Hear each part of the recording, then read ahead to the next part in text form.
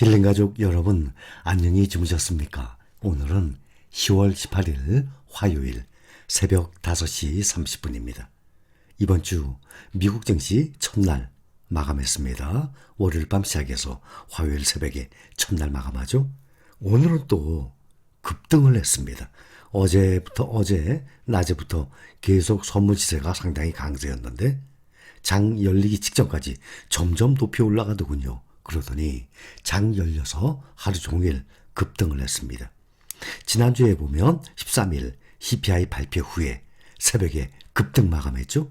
그래서 금요일 날 국내 시장에 우리가 투자 중인 종목들 다들 크게 올랐었는데 단 하루 만에 토요일 새벽에 또 급락을 했어요. 그러니 어제 월요일 그대로 국내 시장에 반영이 됐죠. 오늘 화요일 새벽 또 하루 만에 다시 또 급반등을 했습니다. 다우가 다시 3만 선을 넘었습니다. 1.86% 상승 3만 185. 나스닥이 가장 많이 올랐습니다. 기술주 3.43% 상승 1만 675. 6월 16일 저점이 1만 646이었거든요. 1만 646. 근데 지금 다시 6월 16일의 저점을 넘어서 1만 675. S&P 500도 3666. 6월 16일 날 저점이었죠. 근데 3666에서 지금 3677로 2.65% 상승했습니다. 필라델피아 반도체 2.28% 상승 2211입니다. 어제 보면 전 세계적으로 주요국들이 일본만 하락하고 영국 0.9, 프랑스 1.8, 독일 1.7, 유럽 다 상승하고 또 중국, 홍콩도 상승 마감했습니다. 일본만 1% 이상 하락을 했어요. 또 국내 코스피도 보면 0.32% 상승해서 2219. 또 코스닥도 0.55% 상승해서 682. 개인보다 외국인이 어제 훨씬 더 많이 매수했습니다. 근데 특히 외국인이 올해 들어서 기록적으로 가장 최장기간 매수를 하고 있는 중이에요. 국내 증시에서 지금 연일 매수 중입니다. 외국인이. 특히 삼성전자를 9월 30일부터 10거래일째 계속 매수 중이에요. 그래서 52,600원까지 떨어졌던 주가가 지금 56,600원으로 7.6% 상승했습니다. SK하이닉스는 더 많이 상승했어요. 삼성전자는 10거래일이지만 SK하이닉스는 12거래일, 그러니까 3거래일, 5거래일 이것은 무슨 말인가 하면 거래를 안 하는 증시가 문 닫는 토요일, 일요일을 뺀 것을 얘기합니다. 그러니까 만약에 금요일과 월요일 그러면 2거래일이라 그래야 되죠. 날짜로는 토요일, 일요일까지 포함돼서 4일이지만 2거래일 그러면 거래한 날짜 토요일, 일요일 빼고 그래서 삼성전자는 10거래일째 SK하이닉스는 12거래일째 매수 중입니다. 그래서 SK하이닉스 주가가 82,000원에서 95,200원으로 지금 16%나 상승을 했습니다. 9월 29일부터 삼성전자 SK하이닉스 매수 시작하면서 올해 들어서 최장기간 매수를 지금 기록 중이에요. 그 날짜를 기준으로 보면 네이버와 카카오 주가가 완전히 반대로 가는 중입니다. 반도체주들은 삼성, SK는 계속 올라가는데 네이버, 카카오는 9월 말을 기준으로 계속 밑으로 떨어지는 중이에요. 특히 주말에 카카오가 먹통 상태였어요. 완전히 국민 메신저 아닙니까? 걱정들 많았었는데 6% 가까이 하락을 했습니다. 빅테크주들 한번 봅시다. 애플 2.91% 상승해서 142달러. 아마존이 가장 많이 올랐습니다. 무려 6.5%나 폭등을 하다시피 했습니다. 또 메타도 5.7%, 테슬라 7% 상승했어요. 219달러. 미국, 중국 전기차 모두들 강세였습니다. 또 엔비디아도 반도체주들 중에서 가장 많이 올랐습니다. 5.9%나. 그래서 보면 이것들이 다 이 종목들이 미국 테크 탑 10의 종목들 10종목 중에 7종목 아닙니까? 애플, 아마존, 메타, 테슬라, 엔비디아, 또 구글 알파벳 있죠?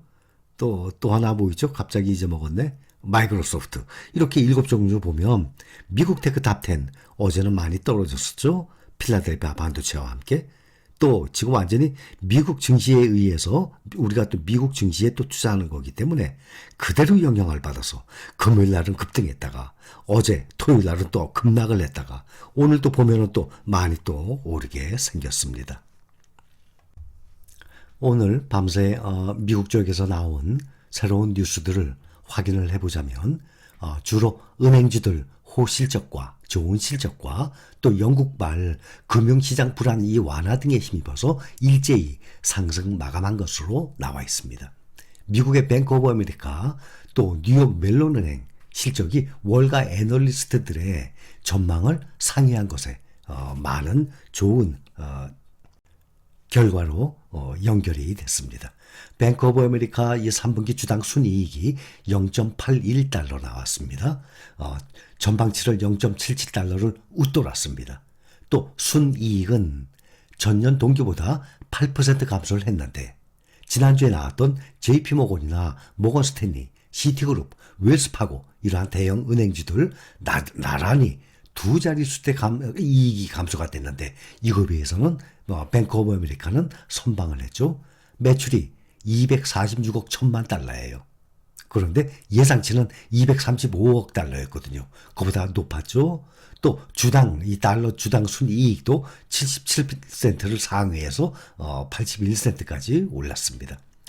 또 이 뱅크 오브 아메리카 최고 경영자는 지난 9월부터 10월 전반기까지 신용카드 등의 이 결제 금액이 전년 동기보다 10% 증가했다면서 말하고 인플레이션과 금리 인상에도 불구하고 미국 소비자들의 구매력이 여전히 강하다라고 말을 했습니다. 또 장 개장 전에 영국의 감세 정책에 이 사실상 이 철회 소식에 뉴욕 주식이 상승 출발을 한 것입니다. 제레미 헌트 영국 신임 재무장관이 계획된 모든 감세 조치 약 450억 파운드 규모 철회될 것이라고 밝혔습니다. 성명을 통해서 모든 정부의 핵심 책임은 경제 안정에 필요한 일을 할 것이라고 말을 했습니다. 그래서 파운드화가 달러당 1.135 파운드로 1% 이상 올랐습니다. 또 영국 국채 10년물 수익률이 4% 아래로 또 떨어져서 증시의 부담을 완전히 줄여줬어요. 113 수준에서 출발했던 달러 인덱스가 현재 112 수준으로 또 조금 내려왔습니다.